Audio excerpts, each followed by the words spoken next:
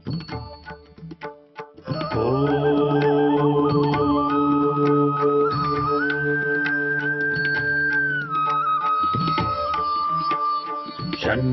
मित्रः शं वरुणः शन्नो भवत्वर्यमा शन्न इन्द्रो बृहस्पतिः शन्नो विष्णुरुक्रमः ॐ शान्ति शान्ति शान्तिः।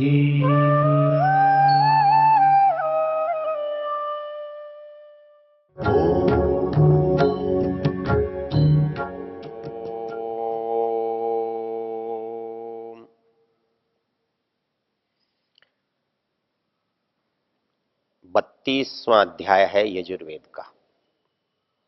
इसका ऋषि स्वयंभू ब्रह्म है और इसका देवता परमात्मा है। अर्थात इन मंत्रों का जो प्रतिपाद्य विषय है, इन मंत्रों की जो विषय सामग्री है, जिसमें जो बताया जा रहा है वो परमात्मा के बारे में बताया जा रहा है। और मंत्र तीसरा है, न तस्य प्रतिमा अस्ति यस्य नाम महद्यशः। इसका शब्दार्थ हमने देखा था, तस्य प्रतिमा न अस्ति, उसकी कोई बराबरी नहीं है, उसकी कोई नकल नहीं है, उसकी कोई तुलना नहीं है, उस जैसा कोई नहीं है। यह एक बात प्रसंग से विचारने योग्य है। इस संसार में साकार ईश्वर की कल्पना बहुत है। कोई भी मत, कोई भी संप्रदाय, कोई भी पंथ अपने अपने तरीके से ईश्वर की कल्पना करता है।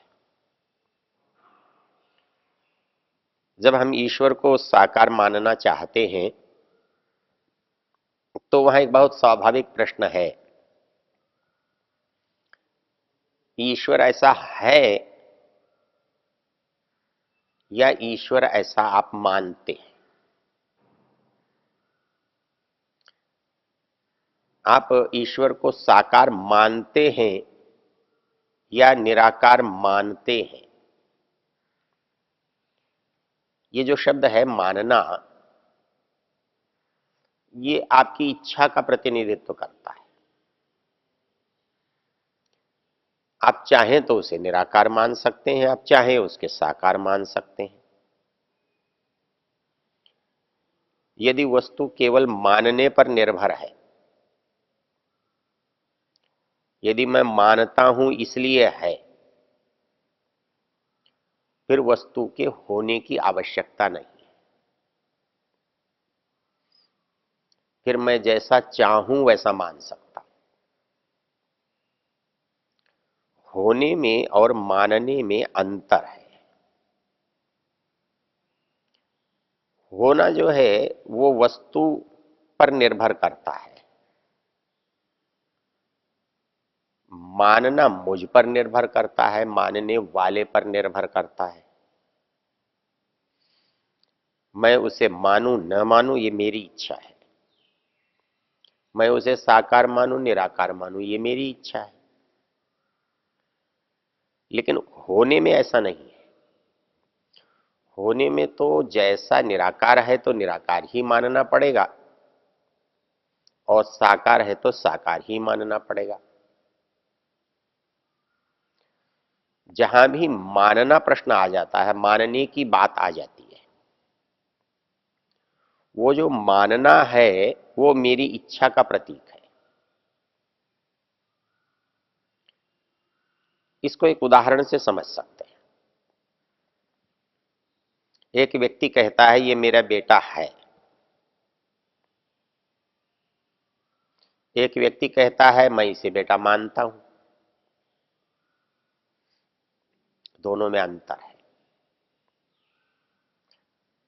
जो व्यक्ति कहता है ये मेरा बेटा है,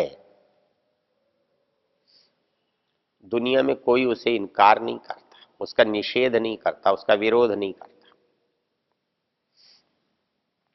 बेटा भी उसे अपना पिता मानता है, पिता भी उसे अपना बेटा मानता है, संसार के लोग भी उसे बेटा मानते हैं जब वो मानता है। एक परिस्थिति तो ये है। एक दूसरी परिस्थिति है, हिंदू गाय को माता मानता है, लेकिन गाय कोई हिंदू को बेटा मानती है क्या? वो तो मुसलमान भी वैसा ही मानती है, हिंदू भी वैसा ही मानती है, कोई और रहेगा उसको भी वैसा ही मानती है। जो विचार का रूप आपके अंदर है वो पशु के अंदर नहीं है, इसलिए आप मानते रहिए, उससे पशु पर कोई अंतर नहीं पड़ता। आपके मानने को वो स्वीकार नहीं करता, वो अस्वीकार भी नहीं करता।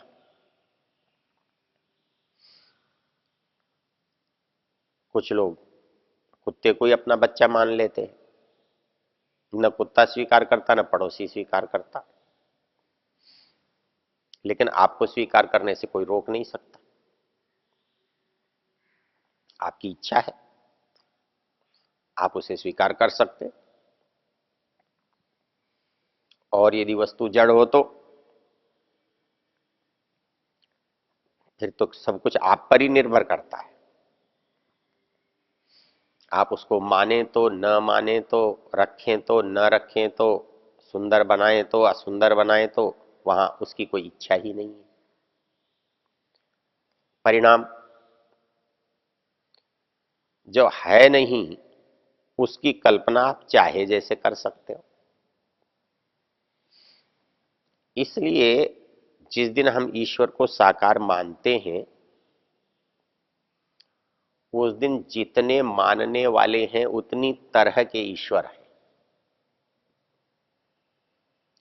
हिंदू में भी कहता है मैं तो देवी को मानता हूं, एक कहता है मैं हनुमान जी को मानता हूं, एक कहता है नहीं मैं तो विष्णु का उपासक हूं, कहता है नहीं मैं तो गणेश जी की आराधना करता हूं। अब ये सब का सब व्यक्तिगत इच्छा पर निर्भर करता है। तो इच्छा मेरी है इसलिए वस्तु है, वस्तु है इसलिए मैं मानता हूं, ऐसा नहीं है। तो होने में और मानने में अंतर है। यदि ईश्वर साकार होता ही तो वो सबके लिए एक ही तरह का होता और सब मिलके उसे ईश्वर ही कहते, किंतु ऐसा है नहीं। जो जैसा चाहता है वैसा ईश्वर बना लेता है, जो जिसको चाहता है वो इसको मान लेता है। तो इसका संबंध होने से नहीं है, उसका संबंध मानने से है। मानना मेरी इच्छा पर, मेरे ज्ञान पर, मेरी आवश्यकता पर निर्भर करता है। इसलिए जो साकार है और उसमें जो भिन्नता दिखाई दे रही है ये मानने का प्रमाण है, होने का नहीं। गाय है तो एक जैसी गाय होती है, सब उसे गाय ही कहते हैं, लेकिन जब मैं किसी को गाय मान लेता हूं तो गाय होती नहीं है, मैं मानता हूं। तो इस संसार में ईश्वर अधिकांश में मानने से है, होने से नहीं। और मानने से है इसलिए जिसकी जैसी इच्छा है वैसा ईश्वर है, जैसा जो चाहता है वैसा उसका रूप है, वैसा वहां का स्थान है।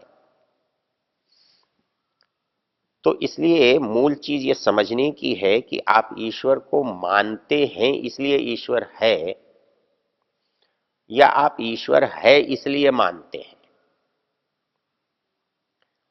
ईश्वर है इसलिए मानते हैं तो मानने वालों में मतभेद नहीं हो सकता। सबको एक जैसा ही दिखाई देगा, एक जैसा ही अनुभव होगा, एक जैसा ही सब मानेंगे। लेकिन जहां हमारी पहुंच और पकड़ अलग अलग है, तब हमारी पहुंच और पकड़ के हिसाब से ईश्वर भी अलग अलग हो जाएगा। वो होने वाला नहीं होगा, वो मानने वाला होगा। इसलिए जितना भी हम ईश्वर का साकार रूप मानते हैं, उसमें समझने की बात इतनी है, वो माना गया है, वो मानने से है।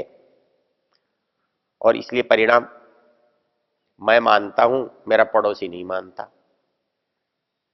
हिंदू मानता है लेकिन मुसलमान नहीं मानता, मुसलमान मानता है, ईसाई नहीं मानता, दूसरे मानते हैं और संप्रदाय नहीं मानते। इसलिए ईश्वर के बारे में जितना विवाद है वो मानने वाले पक्ष में है, होने वाले पक्ष में विवाद हो नहीं सकता। उसके लिए एक ही शर्त है कि आप उसको जानते हैं तो जैसा वो है वैसा ही सब जानेंगे।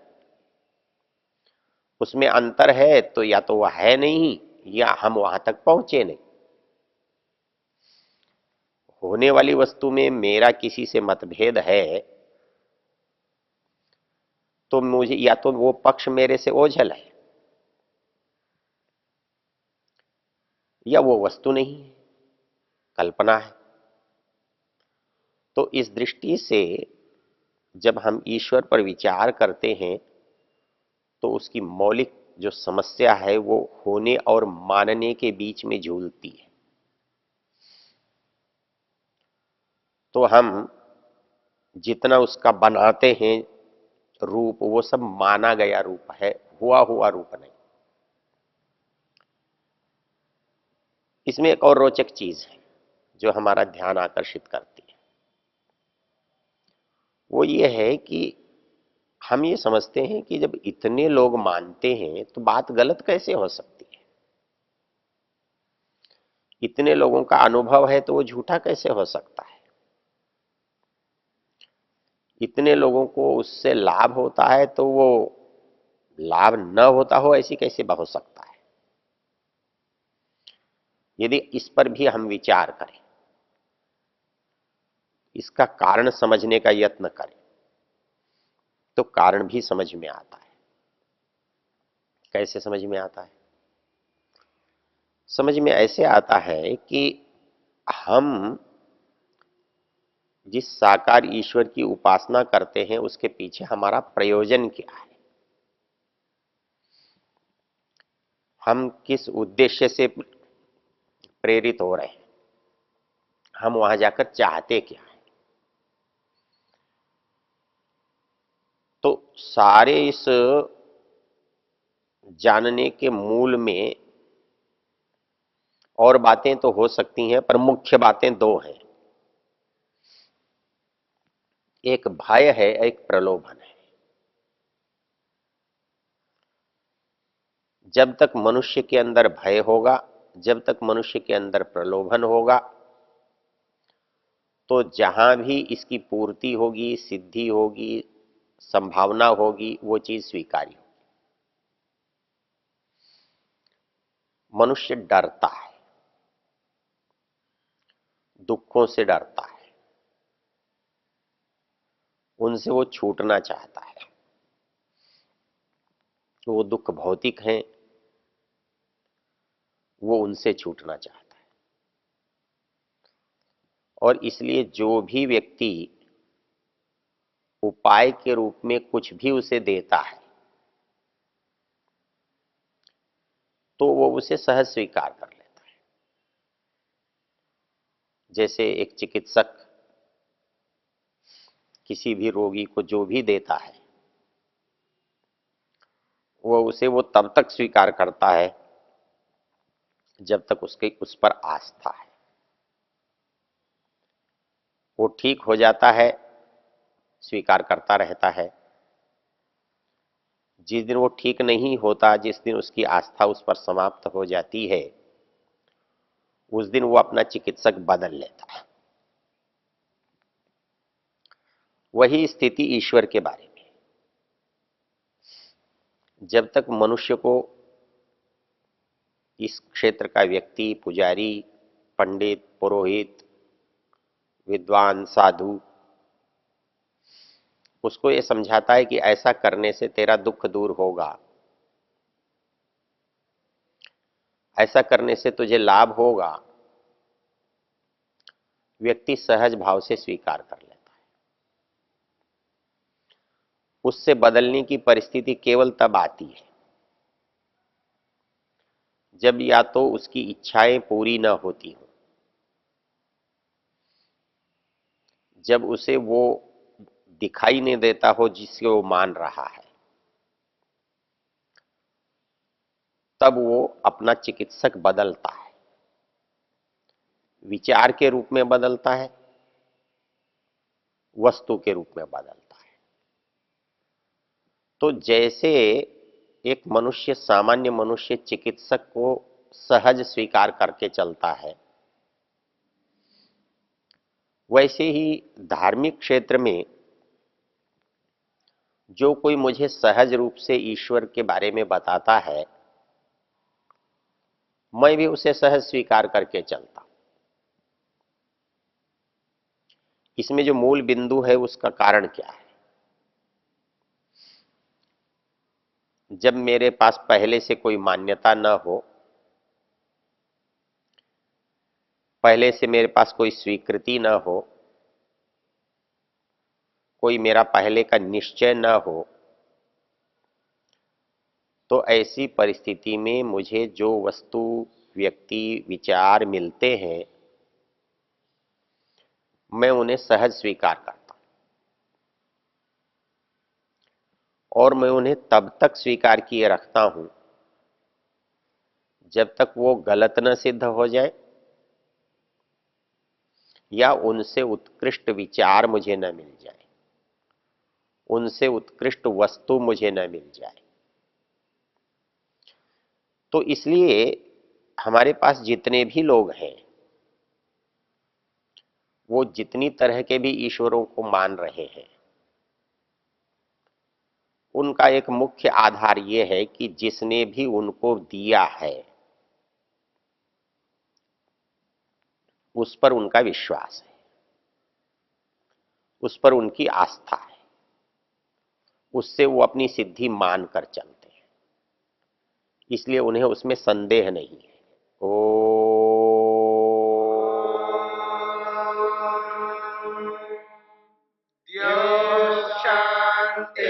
शान्तिरन्तरिक्षं शान्तिर्पृथिवी